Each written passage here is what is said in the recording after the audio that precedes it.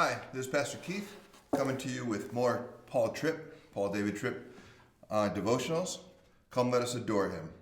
All daily Advent devotionals. I hope this has been beneficial for you, and there are a few more coming right now. So on the 13th, history marching towards his birth, that baby's life would march to his death. Also, grace would march with life and hope into our lives. I don't know whether you ever thought about this, but your Bible isn't arranged by topic. You might find that frustrating at times. You wish that the Bible were arranged by topic so that you could go directly to your subject of interest. If your Bible had topic tabs on the side of the pages, that would be so cool, wouldn't it? It's important to understand that your Bible is arranged the way it is, not because of divine editorial error, but because of divine intervention. The Bible is never intended to be a systematic theology text, a comprehensive means of helpful hints for everyday life, or comforting maxims to carry you through your day. Your Bible isn't a collection of biographies that God uses as moral case studies. It isn't even proper to say that the Bible is a collection of his historical stories of redemptions.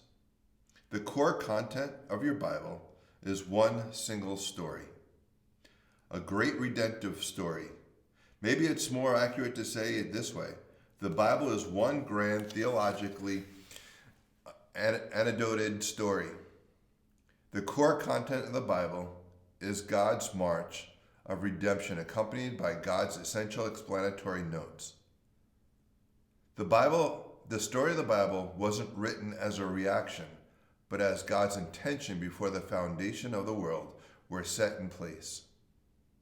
God knew Adam and Eve would step outside his wise and loving boundaries, and he knew what his response would be.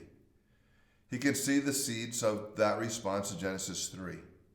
What the Old Testament gives us is the history of God's marching his world to the moment when the conditions were just right for the coming of Jesus. God calls Abraham and makes an eternal covenant with him. Out of Abraham, God grows a nation. And out of a nation, God sends the promised Messiah, Jesus. God promised to David a kingdom that will never end, and then Jesus as the final king. Even though his people are rebellious and disloyal, God will not forsake his grand redemptive plan.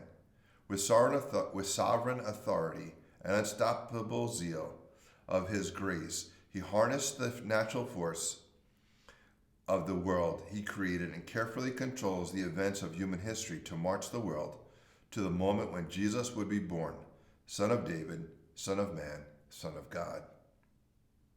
But Jesus' life was a march too. The destination of that march was written into the plot of God's redemptive story. God knew where the march would take him, and he never debated, he never resisted, he never rebelled, and he never ever questioned the plan.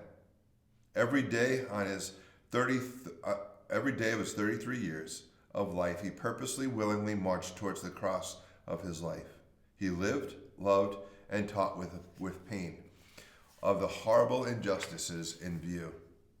He marched with joy to his cross of shame, injustice, torture, and worst of all, separation from his Father, because he knew what the result would be.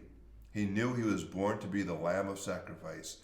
He knew there would be whips, nails, thorns, swords in his future, all to be used as instruments of his suffering and death.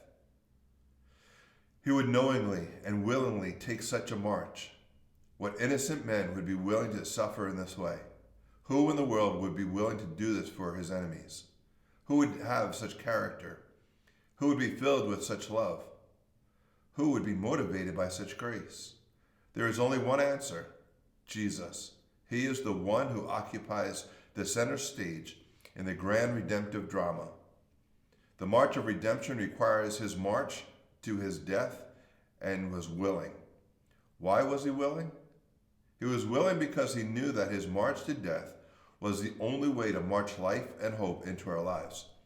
He knew that as painful, torturous disgrace was the only way of redeeming grace to march with saving power into our lives. He knew the rescuing, restoring, and delivering power of that grace. He knew his march would result in a company of people more than any human could number, who would give their lives to him and who would in eternity bow into the chorus of worship of him forever.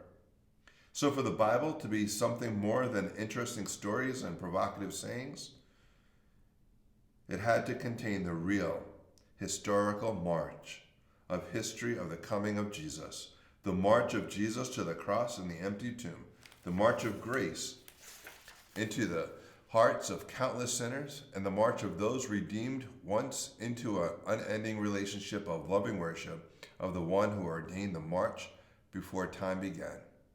The Christmas story loses its meaning and beauty when it is ripped out of the great redemptive and historical march. It is more than a story of family with nowhere to stay, singing angels, amazing shepherds, searching wise men, and jealous monarchs. If it were a made-up fable with all these interesting elements in the final analysis, it would help no one.